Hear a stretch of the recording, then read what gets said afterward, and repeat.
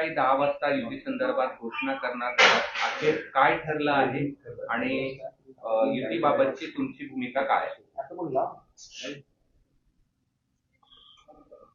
संभाजीनगर महानगरपालिकेत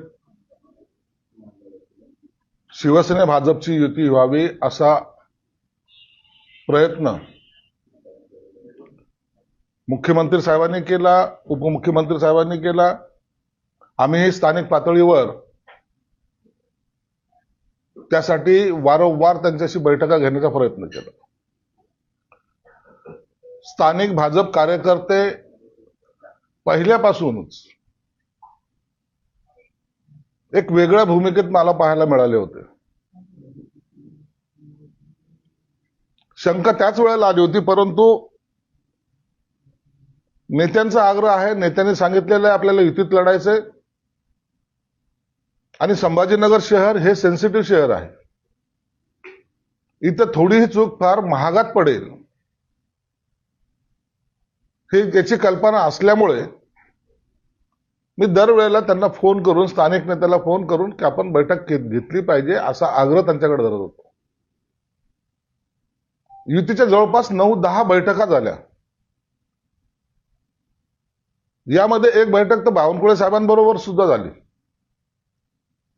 शेवटची बैठक नाही म्हणता येणार, परंतु संपर्कामध्ये देवेंद्र फडणवीस साहेब होते, एकनाथ शिंदे साहेब होते. त्यांच्याशी सुद्धा संवाद झाला. जागा वाटपाचं ठरलं आणि आता युती झाली या संभ्रमामध्ये मी पण होतो की आता युती झाली, आता काही वाद होणार नाही. परंतु सकाळी जेव्हा त्यांनी प्रस्ताव द्यायचा होता जागेचा, मुद्दामून त्यात मेक मारायचा प्रयत्न केला जेणेकरून शिवसैनिकांमध्ये बेचैनी होईल, शिवसेनेच्या जागा सोडल्या गेल्या असं चित्र तयार होईल.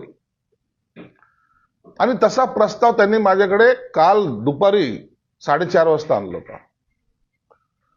जे रात्री ठरलंय त्याच्यामध्ये चेंजेस कशाला? नाही, आमचे कार्यकर्ते नाराज होतील ही अशी त्यांची जी काही भूमिका होती.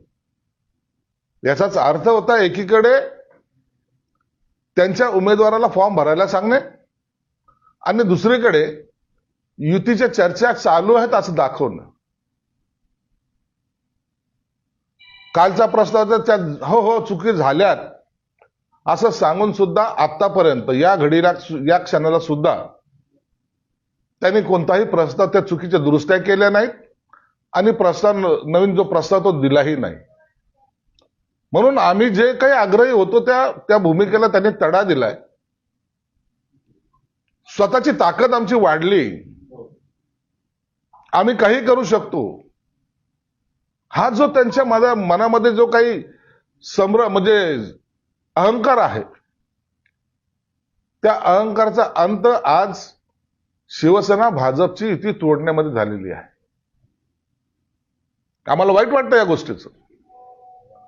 युती असावी असा आमचा आग्रह होता, पण तरी काही लोकांनी, स्थानिक नेत्यांनी त्यांच्या आग्रहास्तव, त्यांच्या असलेल्या इतर काय बाबी असतील मला माहित नाहीत, परंतु जाणून बुजून हेतू पुरस्कार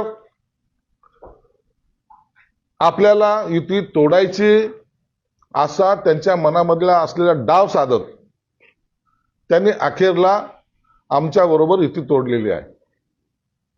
प्रस्ताव तुम्हाला सुधारित आलेलाच नाही, त्यामुळे आता विषयच नाही. बोलचाल बंद आहे ना सगळं? बोलचाल सगळं बंद आहे. कालपासून त्यांचं काय ना फोन आहे, ना ते आलेत, ना ते बोलतात, ना त्यांच्याकडून कोणताही थांबा वाटपा असाही कुठलाही संदेश नाही. आणि त्यांनी त्यांच्या कार्यकर्त्याला जाहीरपणे सांगितले की तुम्ही तुमचे फॉर्म भरा. मग आता आमच्याही कार्यकर्त्याला तर आम्ही सुद्धा फॉर्म भरायला सांगितलेत. आता ते फॉर्म भरतील. लवकरच आम्ही त्यांना एबी फॉर्म सुद्धा वितरित करू. परंतु झालं ते चुकीचं आणि भाजपच्या हट्टापायी झालं एवढं मात्र निश्चित आहे. कुठल्या मुद्द्यावर हे सगळं बिनसलं का केवळ अहंकार? त्यांचा अहंकार, दुसरं काहीच नाही. जेव्हा मुख्यमंत्र्यांनी सांगितल्यानंतर ज्या जागा वाटप झाल्या होत्या त्या जागेवर सुद्धा सकाळी त्यांनी तिढा निर्माण करणं, याचा अर्थ असा होतो की त्यांना जाणून बुजून युतीमध्ये कुठंतरी ती तुटलीच कशी पाहिजे या पद्धतीने त्याने केलेलं आहे. तुम्हाला असं वाटतं तुम्हाला का- खेळवण्याचा प्रयत्न केला पूर्ण या निश्चित खेळवलं गेलंय. निश्चित या स्थानिक नेत्यांनी खेळवायचा प्रयत्न केलाय. अंधारात ठेवून आपण आपला हेतू साध्य करायचा, आपल्या मुलाखती चालू ठेवायच्या, आपल्या उमेदवाराला सांगून ठेवायचं आणि आम्हाला गाफील ठेवून मग ऐन वेळेला आमची धावपळ होईल या पद्धतीचा प्रयत्न त्याने निश्चित केलेला आहे. पण तुमची तयारी तशी केली होती का नाहीच केली होती? तुम्ही त्यांच्याच विश्वासावर भरोशावर बसले होते? हे बघा, आम्ही थोडा विश्वास ठेवणारे लोक आहोत. एखाद्याला शब्द दिला ना ते पाळणारे लोक आहोत. आणि हे सगळं तुम्हाला माहिती आहे. एकनाथ शिंदे साहेब जेव्हा बोलतात तर त्या टायमाला त्या शब्दाला एक किंमत असते आणि त्याच पद्धतीचा आम्ही इथं बर्ताव केला. आम्ही त्या पद्धतीने वागत गेलो. आता मुळामध्ये जेवढ्या फॉर्म भरायचे त्यामध्ये सुद्धा काही ठिकाणी आम्हाला ती अडचण येण्याची शक्यता नाकारता येते. तुम्ही म्हणतात की आम्ही विश्वास ठेवणार आहे, मग भाजप विश्वास ठेवण्याचा नाहीये.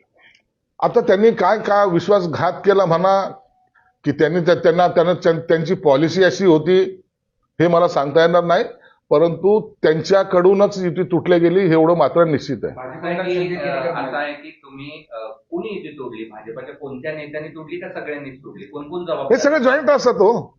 कोण कोण जबाबदार? कोणी काय बोलायचं कोणी काय बोलायचं हे सगळं ठरवतात हे.